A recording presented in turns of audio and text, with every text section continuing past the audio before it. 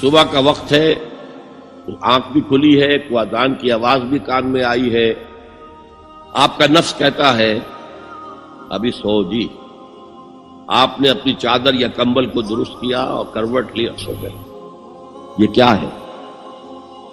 آپ نے کس کا حکم پیچھے پھینکا اور کس کا حکم مانا؟ اللہ کے حکم کو پیچھے پھینک دیا، نفس کے حکم کو آگے رکھا. یہ شرک، اس شرک کو جاننے والے بہت کم ہیں. مولانا روم نے خوب کہا تھا میرا نفس بھی فرعون سے کم نہیں ہے. فرعون نے کہا تھا نا کیا اس ملک کے مصر کی حکومت میری نہیں ہے؟ اور سارا جو یہ آب پاشی کا نظام ہے، انہار کا نظام ہے، وہ میرے کنٹرول میں نہیں ہے. جس کا چاہوں موگا کھلا رکھوں، جس کا چاہوں بند کر دوں.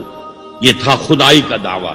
تو مولانا روم کہتے ہیں میرا نفس بھی اس سے کمتر نہیں ہے. وہ کہتا یہ جسم میرا ہے، اس پر میرا حکم چلے گا. میں نہیں جانتا کون اللہ کون رسول، کیا حرام کیا حلال. تو فرعون سے کم تو نہیں ہے میرا نفس. لیکن فرعون اس کی بہت مدد تھی، فوج تھی، لاؤ لشکر تھا، تو اس نے زبان سے بھی کہہ دیا کھل کر الا ربکم الاعلی. میں مسکین ہوں، غریب ہوں، میرے پاس کوئی طاقت نہیں ہے، میں زبان سے تو کچھ نہیں کہہ سکتا، اندر سے میرا نفس یہی کہتا. یہ نفس کی حکومت قرآن کہتا ہے. میں حیران ہوتا ہوں اے نبی تم نے دیکھا اس شخص کو، اس کے حال پر غور کیا جس نے اپنی خواہش نفس کو اپنا الہ بنا دیا ہے. اللہ اکبر. الہ، لا الہ الا اللہ. کیا آپ ایسے شخص کی کوئی ذمہ داری لے سکتے ہیں؟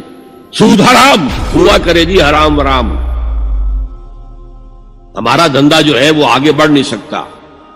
تو اللہ کے حکم کو پیچھے ڈالا، نفس کے تقاضے کو آگے رکھا. کون معبود ہے آپ؟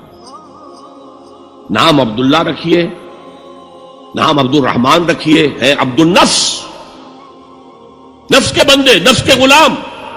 پوچھا گیا ایو الہجرت افضل یا رسول اللہ، اے اللہ کے رسول بتائیے سب سے اعلیٰ ہجرت کون سی ہے، افضل؟ فرمایا ان تہجر ما کرہ ربک، ہر اس چیز کو چھوڑ دو جو تمہارے رب کو پسند نہیں. آج رات ہی سے آپ ہجرت شروع کر سکتے ہیں. جائزہ لیجئے کیا کیا چیزیں میری زندگی میں خلاف شریعت ہے، تو اللہ کو ناپسند ہے. فیصلہ کیجئے کہ آج کے بعد نہیں ہوگی. ہجرت شروع ہو گئی. تو جہاد تو یہاں سے شروع ہو گیا، اپنے نفس کے خلاف جہاد کرنا. صبح نفس نے کہا ابھی سو جاؤ، آپ نے نفس کی بات کو رد کیا، اپنا کمبل اٹھا کے پھینکا، اٹھے، وضو کیا، نماز کے لیے آپ مسجد چل دیے. آپ نے جہاد کیا نفس کے خلاف. یہ افضل الجہاد ہے.